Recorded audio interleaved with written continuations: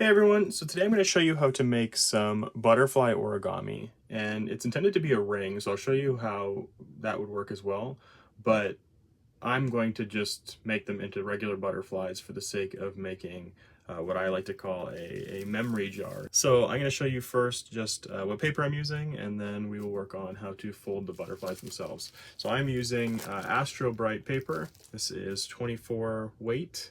And this is the Charisma Astro Bright paper, item number 20008 if you're interested. That and the Amazon Basics paper slicer. But I'm going to start off with just a regular 8.5 by 11 sheet of paper. And what we're going to do is we're going to have 22 different sections. So to do that, we're going to cut into 1-inch strips, and then we're going to cut each of those strips in half to get what we need.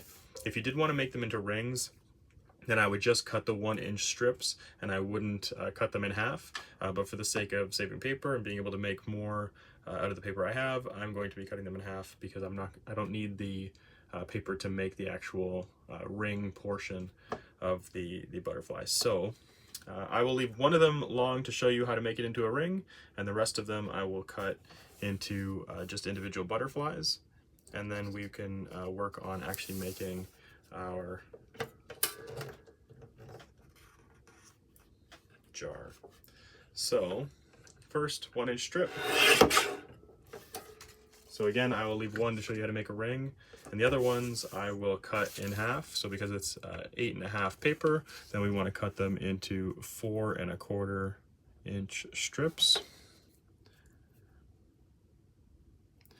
And this portion doesn't have to be perfect because when you cut the edge off,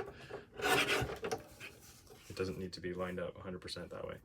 But I'm going to cut the rest of this, and then we will get back to making the butterflies. So here's all of our strips of paper cut and ready to go with the one for the ring, so I'm going to show you how to make them now. Okay, so we're going to start with one of the shorter pieces of paper, and then I'll show you how to actually turn it into a ring later. But the actual fold for the butterfly is the exact same for both. So we'll take this piece of paper, and we're actually going to fold it lengthwise in half. So I take the corners, and I line them up first, and I just pinch on each side to lock that fold in so it's lined up, and then I pinch it once in the middle just to make sure we're going to get a nice clean and straight fold. Then you should be able to grab both of those folds you made and just pinch towards the center, and now you've got a nice clean fold all the way across the paper. Now this is going to be a guide line for us, so you want to open this paper back up. You can see where the line is now, and then you want to fold in the opposite direction to have the paper again. Okay, so now you should have your paper folded in half with this guide line through the center on both sides. Now what we want to do is we have an open side of the paper and a folded side. We want to take our folded side and fold little triangles towards that center line, one on each side.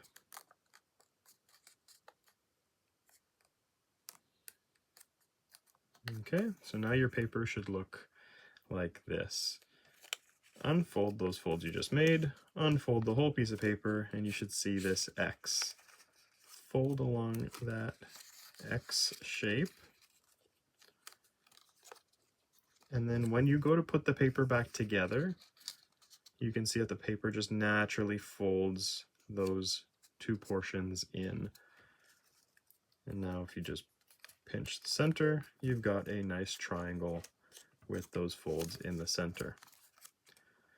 All right, our next step is to take this open portion of the paper and fold that to match the line of the bottom of those folds that we just pushed inside.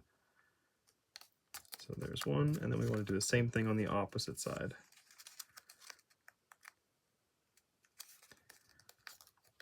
So now we should have a rectangular piece of paper again, except we've got this folded little X in the top portion here.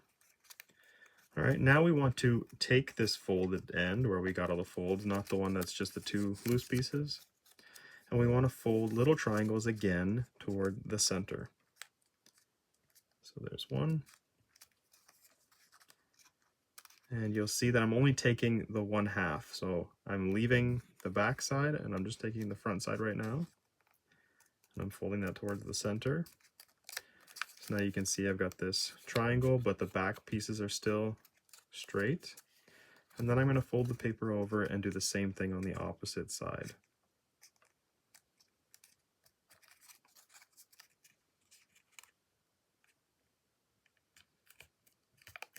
All right, so now we've got this full triangular portion at the top. Then we're going to do the same thing we did before, where we take our open end and we fold up to match the end. It should be easy because it'll catch the lip of the bottom of these triangles, but you want to fold right into that on both sides.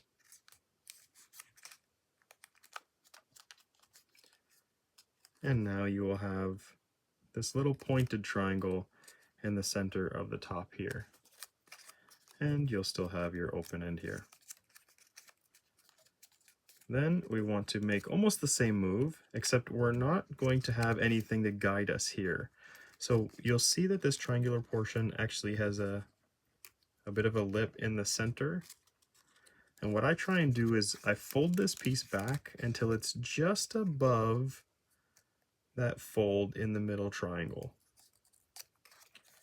And you do that on both sides. Okay, so now you'll have this little piece of the triangle sticking up out of the top of the paper. Now this is the hardest part of the actual fold. What you want to do is take one end, and you can see that you've got this V shape here. You want to take this and kind of hold your thumb against the center of the paper and almost fold this open. You want the end of this line to match up with the edge of the middle triangle.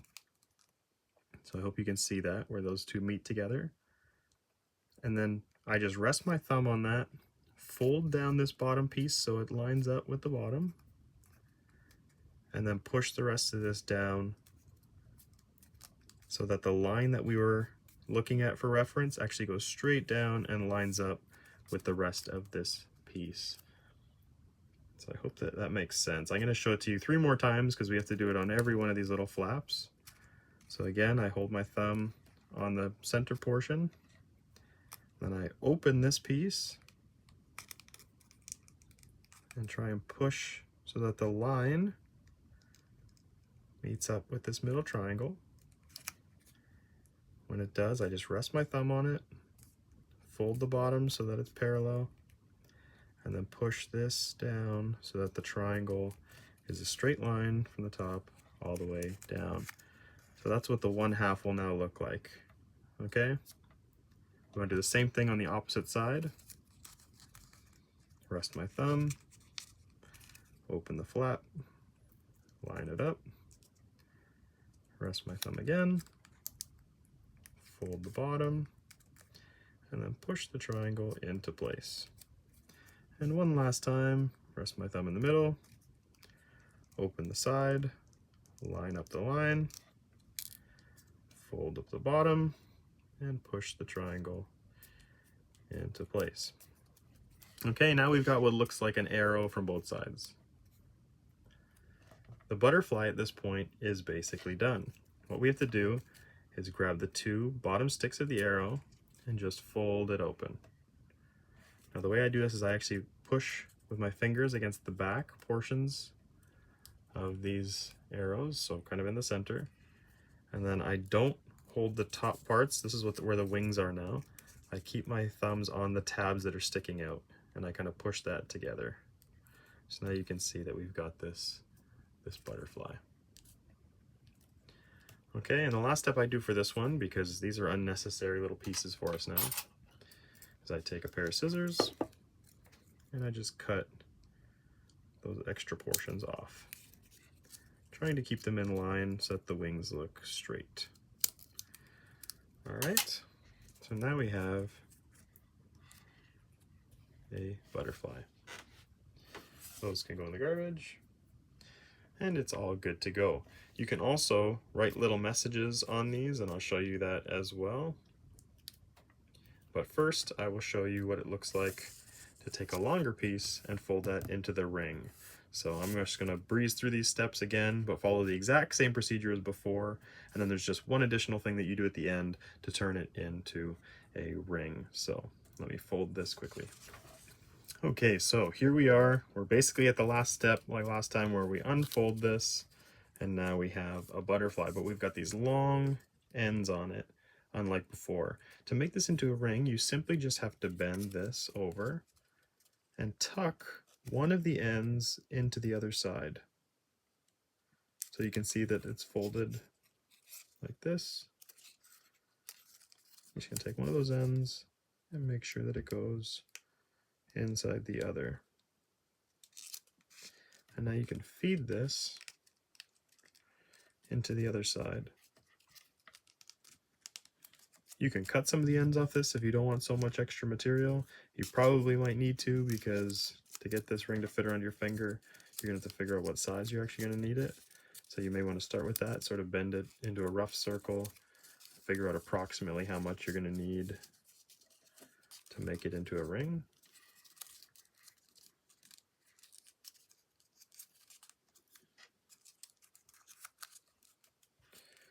And then from there you can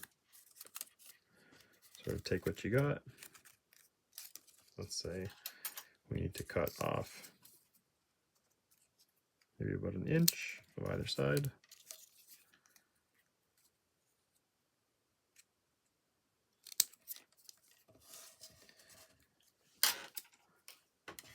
And then we go ahead and tuck that in again.